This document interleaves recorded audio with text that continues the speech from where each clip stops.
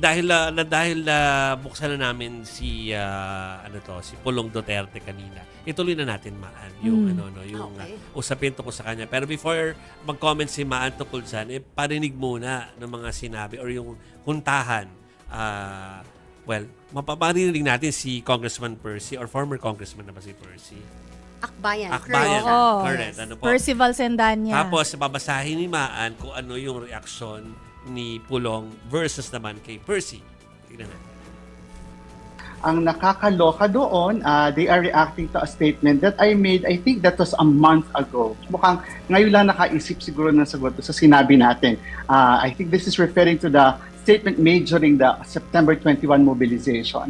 Nung sinabi natin na yung Day of Reckoning ay malapit na. So, sana yung sipag nila lately sa paglalabas ng mga ganitong statements, no matter how delayed, ay ganoon din sana yung sipag sa paggawa ng mga batas. No? So, at pagpasok din sa Kongreso.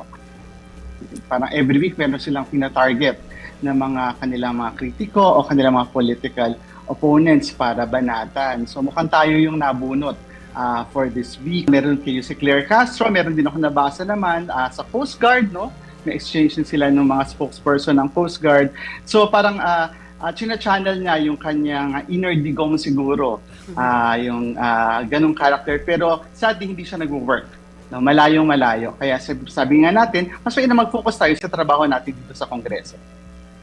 Mainit nga, no? Yung mainit. mga Pero alam ko patutsada. may graphics pa tayo, Marian, nung sinabi naman ni Congressman Pulong, para maging fair lang tayo. No? Ayan, basta pakibasa.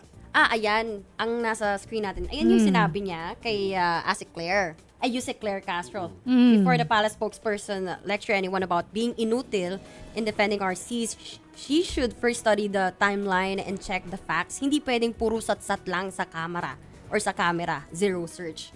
I guess ito yung ngayon tungkol doon sa West Philippine Sea kay Bronner and Calastaria. Ano yung sinasabi ni Congressman Percy na parang siya naman ang nabunot ngayon at siya naman ang parang binira nitong si Congressman Kasi merong Pulong. statement si Kong Percy, kaya nga naloka. Si Mother Percy ang kanyang Twitter handle. Yeah. Dahil September 21 pa, nung meron siyang sinabing statement na yung Day of Reckoning daw sa mga Duterte, yung araw ng paniningil sa mga Duterte, malapit na. So lumang post. Luma na. That was yung March, yung trillion peso March, kung maalala ninyo.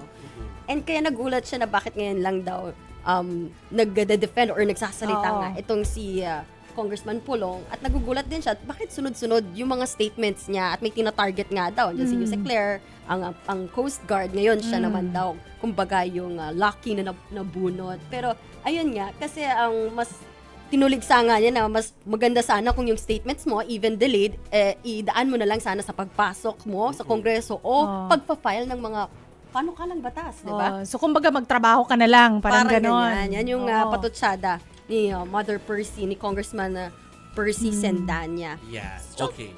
So, feeling ko nga baka tama si Congressman Percy na sila na yung sunod-sunod, baka may next target. So abangan niyo po 'yan. Kung ano man po yung susunod na battle, ibibigay po namin sa inyo 'yan, ha, mga kapatid.